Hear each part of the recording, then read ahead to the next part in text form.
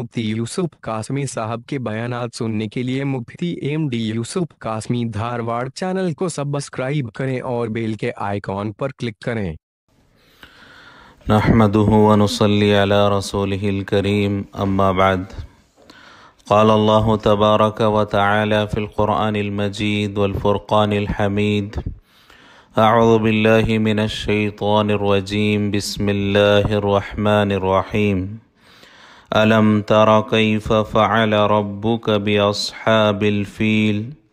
अलम यजअल कैदहुम फ़ी तज़लील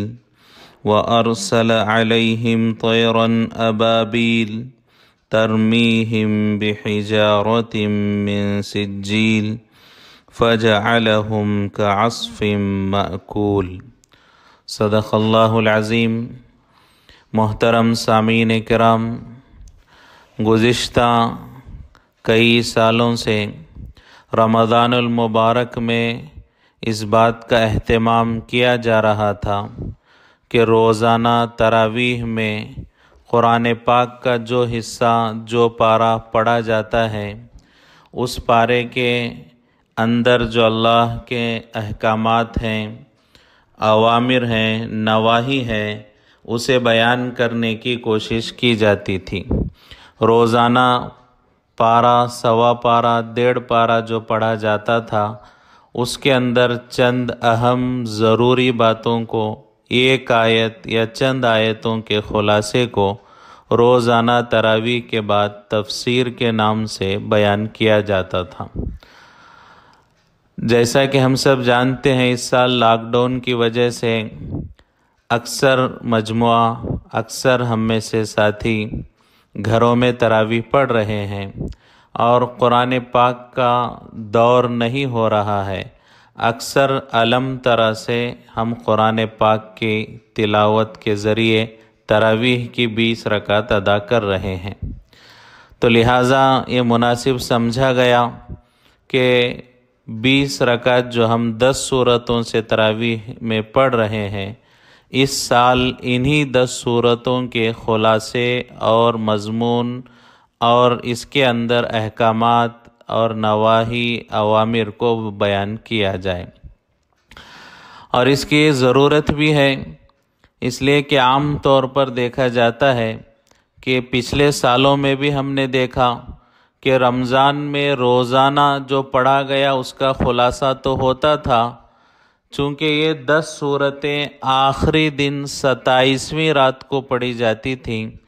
उन दिनों में 27वीं रात चूँकि शब क़दर की तलाश और ताक़ रात, इबादत वाली रात होती है, ख़त्म कुरान की रात होती है,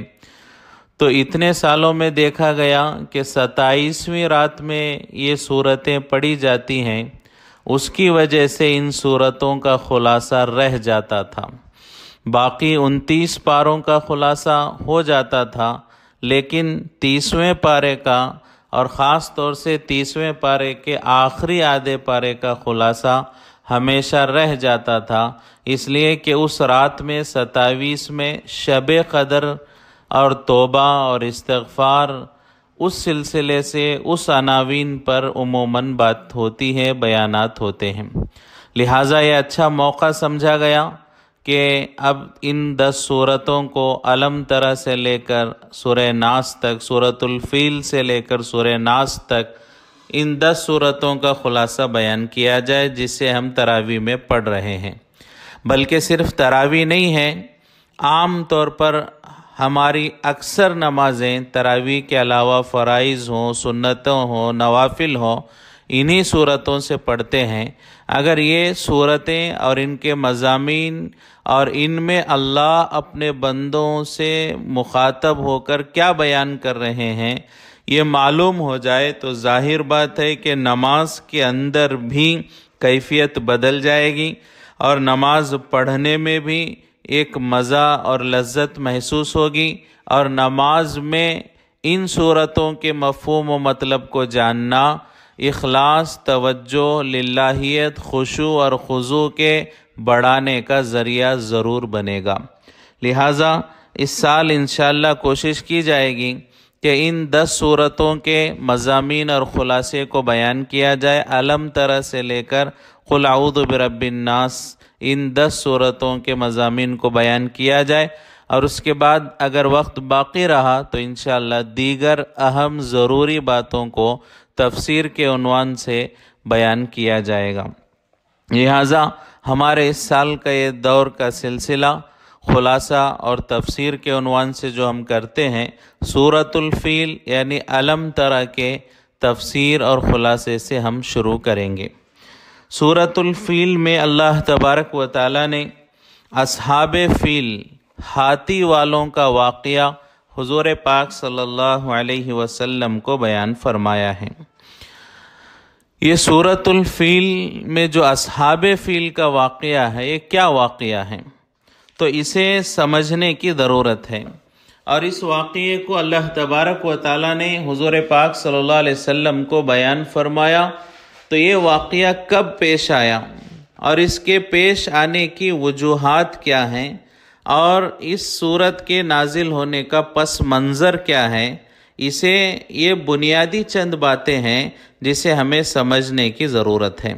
تو سب سے پہلی بات تو ہم یہ سمجھیں، سورۃ الفیل میں علم تر کی صورت میں جو واقعہ بیان کیا گیا ہے، یہ واقعہ حضور پاک صلی اللہ علیہ وسلم کی ولادت سے تقریباً 55 دن پہلے کا واقعہ ہے۔ حضور پاک صلی اللہ علیہ وسلم جس سال پیدا ہوئے، جس سال آپ کی ولادت ہوئی، تقریباً 570 سن عیسوی میں یہ جو ہے واقعہ مکہ مکرمہ کے قریبی وادی محصر نامی ایک جگہ میں یہ واقعہ پیش آیا۔ یہ واقعہ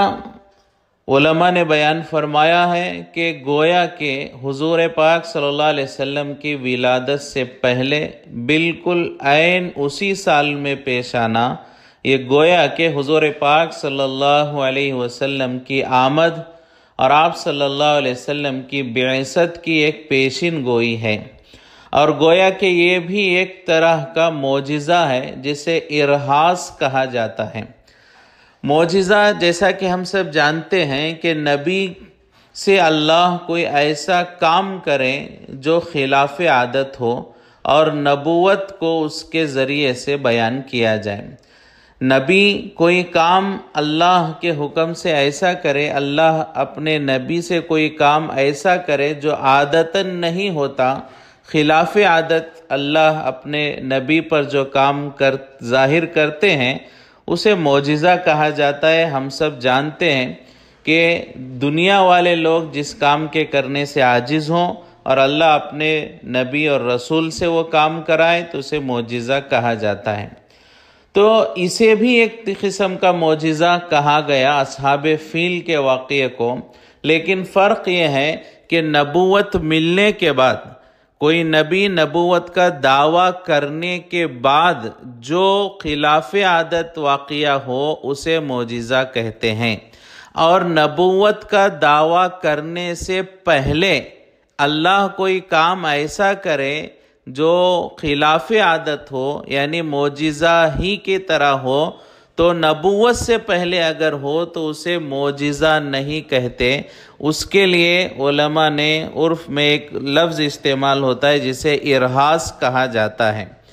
تو یہ حضور کی ولادت سے پہلے چونکہ نبوت کا ابھی اعلان نہیں ہوا تھا، ولادت بھی نہیں ہوئی تھی، تو اس وقت معجزے کی طرح جو یہ واقعہ پیش آیا، اسے معجزہ تو نہیں کہیں گے، اسے ارہاس کہا جائے گا، اور اسے یہ کہا جائے گا کہ یہ حضور کی آمد کی ایک نشانی اور علامت ہے۔ اسی طرح علماء نے اس زمزم کے کنویں کا مل جانا جو دفن ہو چکا تھا، جو ہے جسے لوگوں نے کھو دیا تھا اور وہ گم ہو چکا تھا، دوبارہ حضور پاک صلی اللہ علیہ وسلم کی ولادت سے پہلے اس کا ملنا، یہ بھی حضور پاک صلی اللہ علیہ وسلم کی آمد اور آپ کی بعثت کی نشانی ہے۔ تو زمزم کے کنویں کا دستیاب ہونا اور اصحاب فیل کا واقعہ جس میں ابرہہ کو اللہ نے ناکام کیا، تو یہ بھی حضور کی بعثت کی ایک نشانی علماء نے بیان فرمائی ہے۔ تو بہرحال حضور پاک صلی اللہ علیہ وسلم کی ولادت سے تقریباً 55 دن پہلے علماء نے بیان فرمایا کہ یہ واقعہ پیش آیا۔ تو یہ واقعہ ابرہہ نامی جو ایک یمن کا بادشاہ تھا، جس نے کعبے کو گرانے کے ارادے سے مکے کے باہر پڑاؤ کیا، اللہ نے اسے ناکام اور رسوا کیا۔ تو اس واقعے کو سمجھنے کے لیے ہمیں مختصراً یمن کے حالات کو بھی سمجھنا پڑے گا، اس لیے کہ یہ جو کعبے کو ڈھانے اور گرانے کے ارادے سے یمن سے ابرہہ نامی بادشاہ آیا تھا، اس کا تعلق یمن سے تھا، تو اس سے متعلق چند باتیں ہمیں جاننی چاہیے تاکہ یہ واقعہ اور اس کا سبب اور اس کی وجہ ہمیں سمجھ میں آ سکیں۔ جب یہ حالات ہوئے، اس سے پہلے یمن میں ایک ذو نواس نامی ایک مشرک حمیر سے تعلق رکھنے والا بادشاہ تھا۔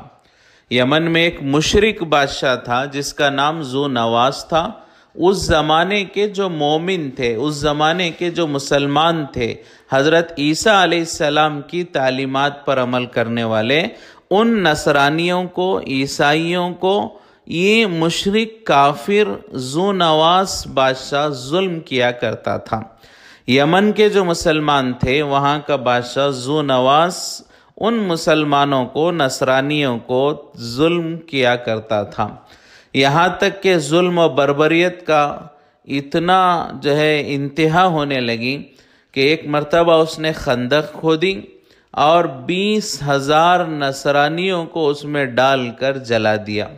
یہ وہی واقعہ ہے جسے سورۃ البروج میں اصحاب الاخدود کے نام سے 30ویں پارے ہی میں بیان کیا گیا ہے۔ 30ویں پارے میں سورۃ البروج میں اصحاب الاخدود کا جو واقعہ، خندق والوں کا جو واقعہ بیان کیا، تو وہاں جس بادشاہ کا تذکرہ ہے وہی بادشاہ ہے جو یمن میں تھا، مشرک تھا، نصرانیوں کو تکلیف پہنچاتا اور یہاں تک کہ خندقیں کھود کر اس میں ڈال کر جلا دیتا۔ تقریباً 20,000 نصرانیوں کو اس نے جلایا۔ بہت سارے ان کی عبادت کی جگہیں اور ان کے گرجا گھر، کنیساؤں کو گرا دیا۔ ظلم و بربریت انتہا کو پہنچی تو وہاں سے یمن سے کچھ نصرانی جو بچ گئے تھے، ان میں سے بعض لوگ ہرقل کے پاس گئے، روم کے بادشاہ ہرقل کے پاس گئے اور جا کر اس سے مدد چاہی کہ یمن میں ہم مسلمانوں پر، نصرانیوں پر ظلم ہو رہا ہے، آپ ہماری مدد کریں۔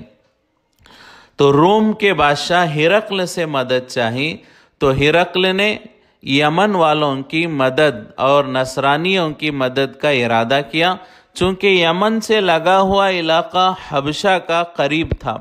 اور حبشہ روم کے تابع تھا۔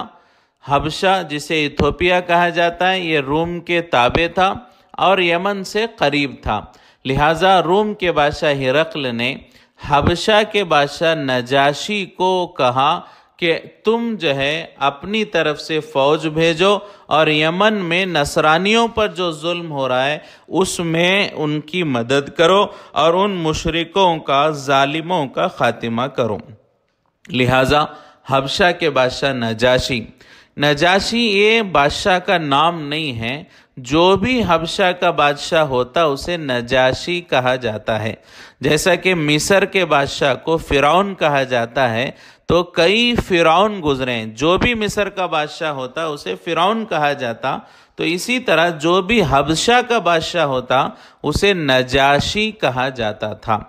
تو نجاشی نے، حبشہ کے بادشاہ نے یمن میں نصرانیوں کی مدد کا ارادہ کیا اور اس نے اپنے 2 لوگوں کو، 2 ذمہ دار، 2 کمانڈر، جس میں ایک ابرہہ تھا اور ایک ارباط، یہ 2 لوگوں کو، 2 کمانڈروں کے ساتھ ایک بڑے لشکر کو بھیجا، بڑی فوج کو بھیجا یمن میں، تاکہ وہ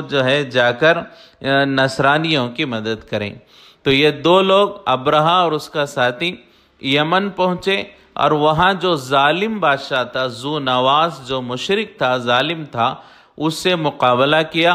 اور اسے شکست دے دی اور اسے ہرا دیا۔ اور یہاں تک کہ ذو نواس مجبور ہو کر وہاں سے بھاگا، یمن سے بھاگ کر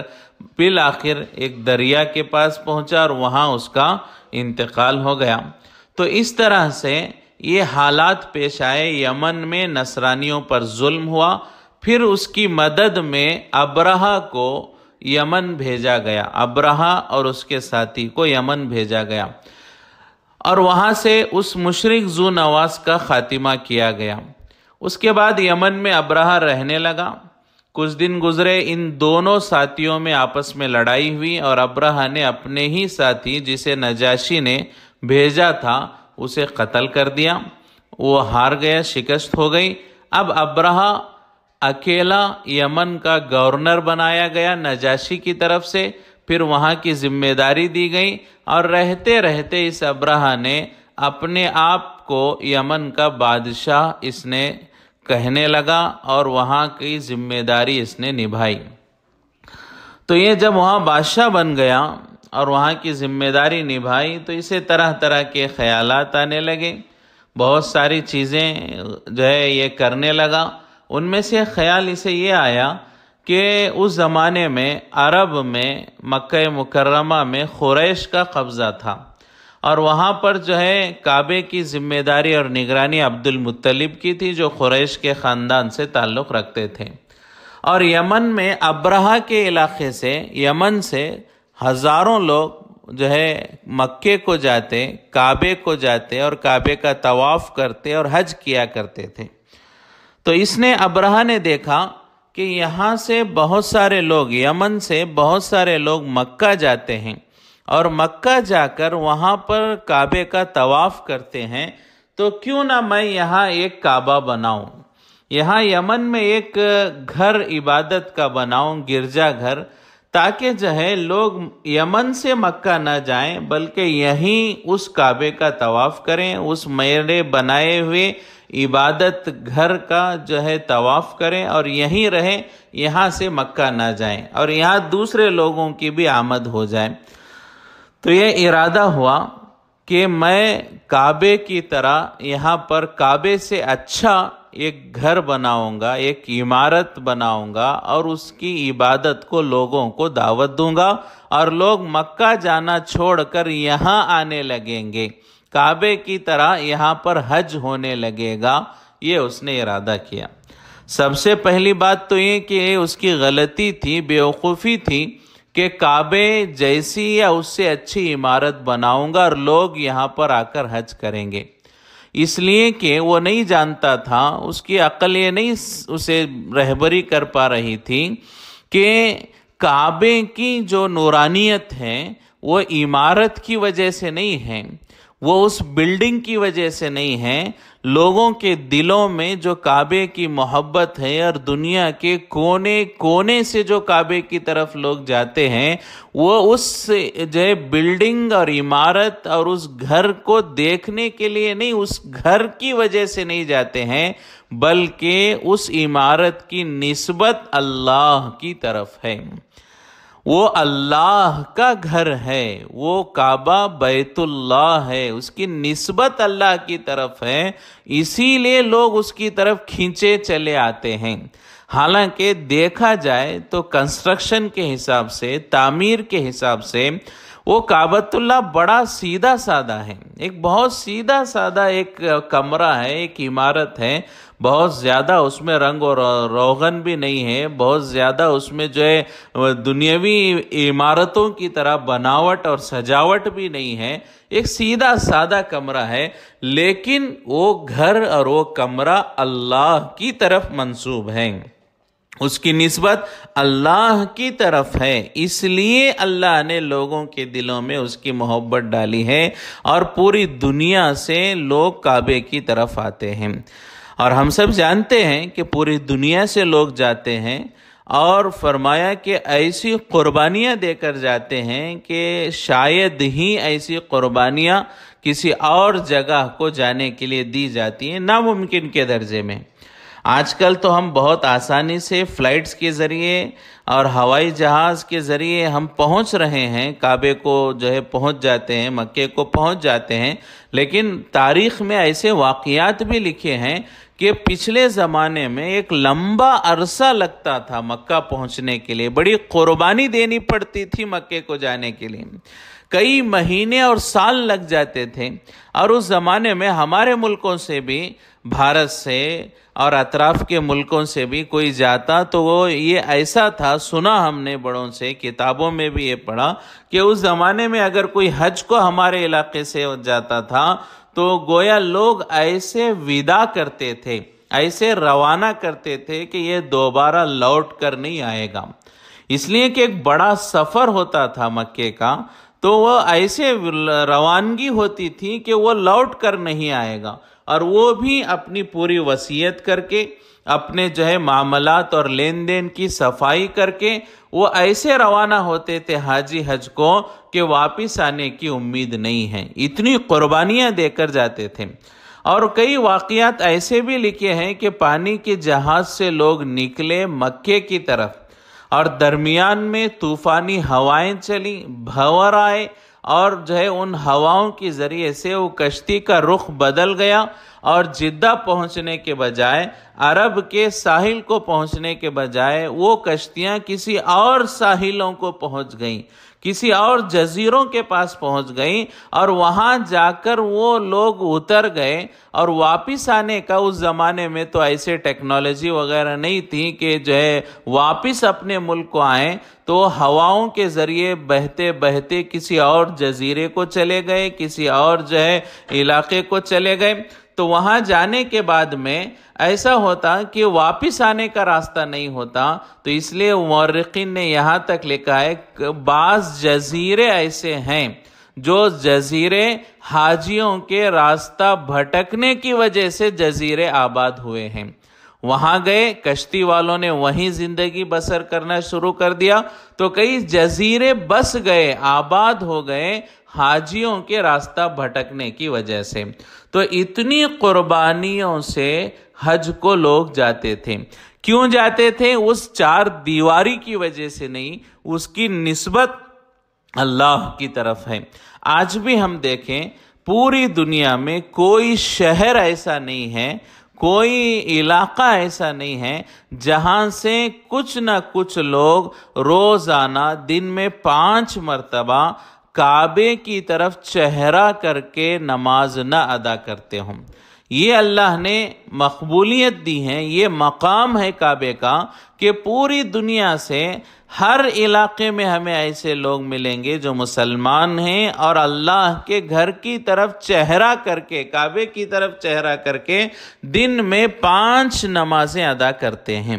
اور یہ نمازوں کے اوقات ایسے ہیں، ریسرچ کرنے والے، آج کی تحقیق کرنے والوں نے یہ بتایا کہ 24 گھنٹے میں یہ 5 نمازوں کے اوقات جو بدلتے رہتے ہیں۔ مثال کے طور پر ابھی ہمارے یہاں ملک میں ظہر کا وقت ہو رہا ہے، تو کسی ملک میں عصر کا وقت ہے، کسی ملک میں مغرب کا وقت ہے، بدل رہے ہیں۔ اور بعض دفعہ ہوتا ہے کہ سب سے پہلے، جیسا کہ دیکھا جاتا ہے کہ ابتدا جو ہوتی ہے انڈونیشیا کے علاقے سے، کہ سب سے پہلے فجر کی نماز وہاں ادا کی جاتی ہے، پھر دوسرے ملکوں میں، پھر دوسرے ملکوں میں، پھر دوسرے ملکوں میں، اور جب فجر کی نماز کسی ملک میں آخر طور پر ادا کی جاتی ہے،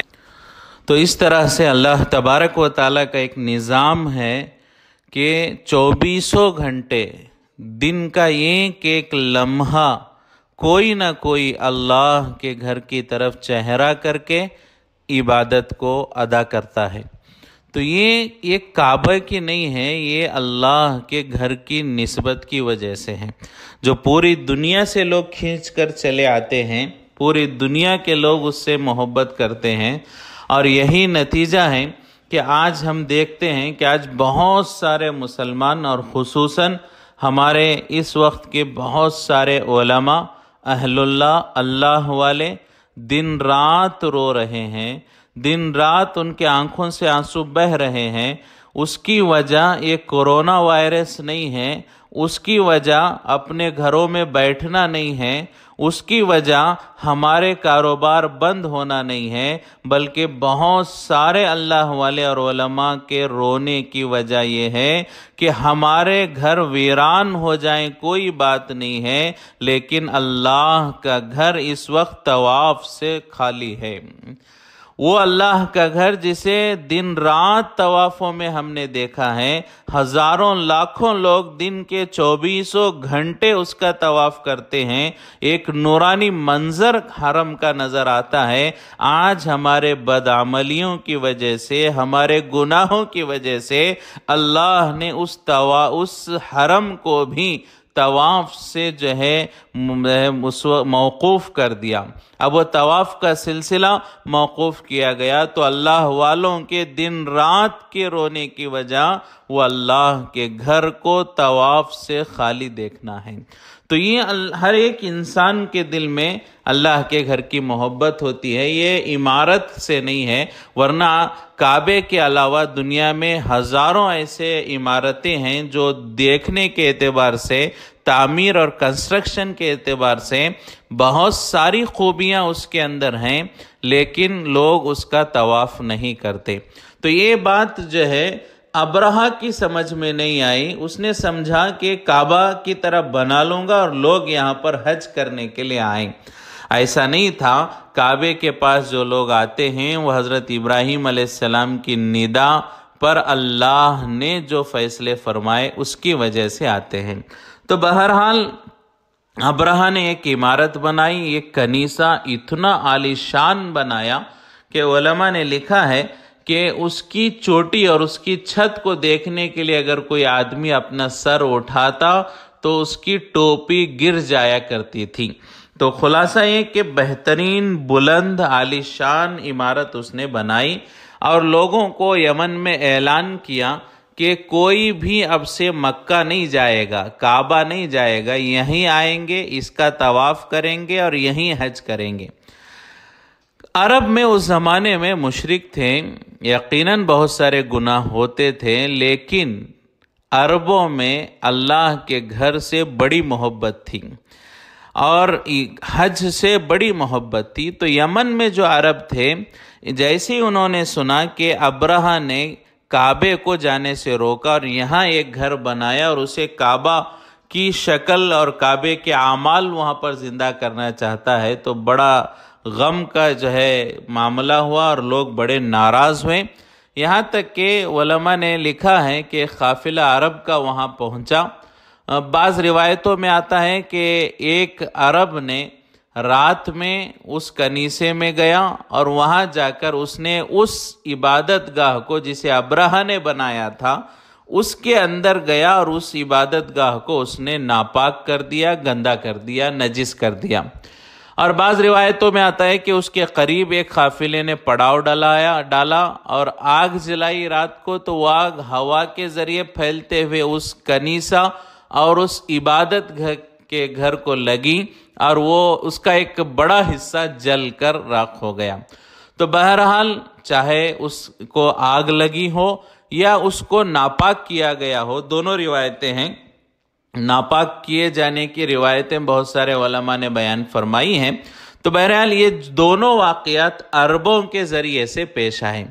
تو جیسی یہ بات ابرہہ کو معلوم ہوئی تو ابرہہ کو غصہ آیا کہ عربوں نے ایسا کیا، تو اس نے ارادہ کیا کہ میں مکہ جاؤں گا اور کعبے کو ختم کر دوں گا،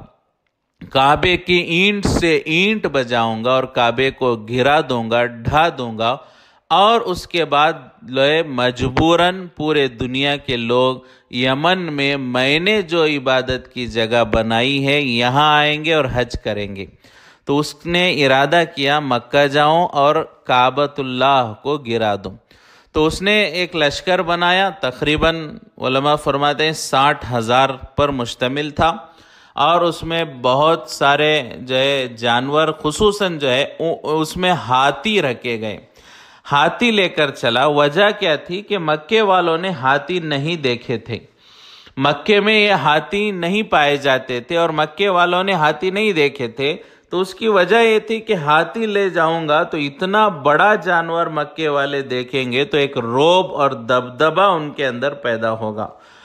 اور جو ہے ہاتھیوں کو لے جانے کی ایک دوسری وجہ یہ بھی تھی کہ ہاتھیوں کو زنجیروں سے باندھا جائے اور ان زنجیروں کو کعبۃ اللہ کے ستونوں سے باندھا جائے اور ان ہاتھیوں کو دوڑایا جائے تو یہ جو ہے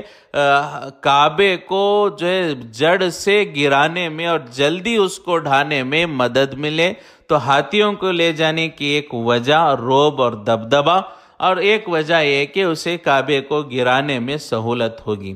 تو اس وجہ سے ابرہہ نے ایک بڑا لشکر جس میں ہاتھی اور خصوصاً ایک بہت مشہور ہاتھی تھا اس زمانے میں، بہت ہی زیادہ بڑا اور مشہور، جس کا نام محمود تھا، ہاتھی کا نام محمود تھا، اسے لے کر یمن سے روانہ ہوا۔ راستے میں بعض عربوں کو معلوم ہوا، حالانکہ وہ بہت چھوٹے تھے، ان کی طاقتیں کم تھیں، اس کے باوجود انہوں نے کعبے کی محبت میں ابرہہ سے مقابلہ کیا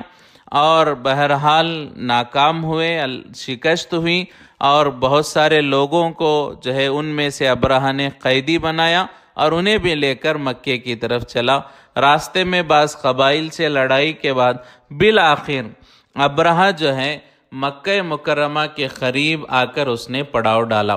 بعض علماء فرماتے ہیں کہ 10-12 میل کے فاصلے پر پڑاؤ ڈالا گیا۔ بعض علماء فرماتے ہیں کہ وادی محصر جو مینا اور مزدلفہ کے کنارے ہیں، جس کے بارے میں حضور پاک صلی اللہ علیہ وسلم نے بھی حجۃ الوداع کے موقع پر فرمایا تھا کہ یہاں ابرہہ کے لشکر کو اللہ نے ناکامی دی، شکست دی۔ تو بہرحال ہو سکتا ہے کہ وہ جو وادی ہیں جو مکے سے 2-2.5 میل کے اندر ہے، وہاں پر اس کے لشکر کا ابتدائی حصہ ہو، اور 10-12 میل جو کہا جاتا ہے وہاں تک اس کے لشکر کا آخری حصہ ہو۔ تو ابرہہ نے وہاں پر آ کر پڑاؤ ڈالا اور اس کے بعد کچھ جو ہے سازشیں اور کچھ کام ایسے اس نے کیے تاکہ مکے والوں میں رعب اور دبدبہ رہے۔ تو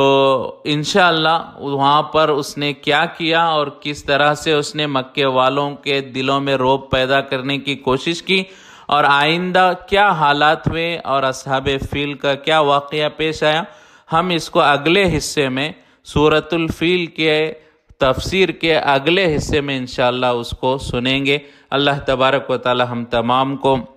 کعبۃ اللہ سے محبت کرنے کی توفیق نصیب فرمائے۔ اللہ دوبارہ کعبے کو عبادتوں سے آباد فرمائے۔ جن آنکھوں نے کعبے کے نورانی منظر کو دیکھا، ہمیں دوبارہ پھر سے کعبے کو اللہ کے بندوں سے لبریز اللہ کے گھر کا لبیک کی صداؤں کے ساتھ دیوانہ وار طواف کرتے ہوئے اللہ کے گھر کا جو ہے طواف کرنے کا منظر دیکھنے کے اللہ ہم سب کو توفیق نصیب فرمائے۔ انشاءاللہ اگلا حصہ سورۃ الفیل کا وہ بیان کیا جائے گا اور اس کے بعد کے حالات بیان کیے جائیں گے۔ اللہ عمل کی توفیق نصیب فرمائے۔ وآخر دعوانا ان الحمد للہ رب العالمین۔